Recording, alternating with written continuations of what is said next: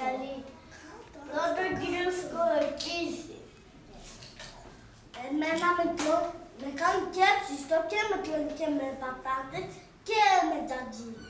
Μπράβο, και υπάρχει και ένα τραγούδι, κύριε Κολοκυθάκη. Τα κολοκυθάκια χτυπάνε μάτια στο νάδα και πάνω στον βάζο.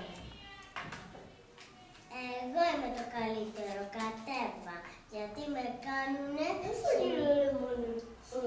σημό και δεν αρρωσταίνουν τα παιδάκια, είμαι ζουμερό και με τρώνε.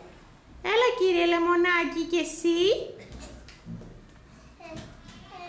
Να με βάζουν στο φαγητό και γίνεται πολύ νοστιμό και ξινό.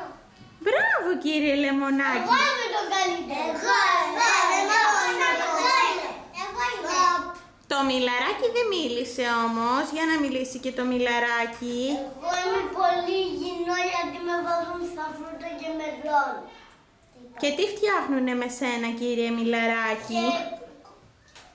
Και γλυκό και μυρόπιτα. Μπράβο, και υπάρχει? Ένα ποίημα και τραγούδι. Ένα μήλο την ημέρα το γιατρό το κάνει πέρα. Μήλο μου κόκκινο, ροϊδο βαμμένο. Τότε? Εγώ είμαι το καλύτερο.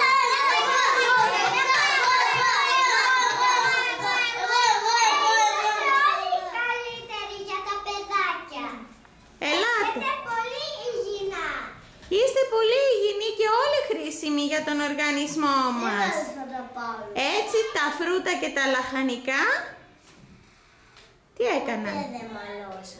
Αγκαλιάστηκαν και ζήσαν αγαπημένα, γιατί η κυρία Χονολουλούκα τους είπε ότι όλοι είναι χρήσιμοι για τον οργανισμό.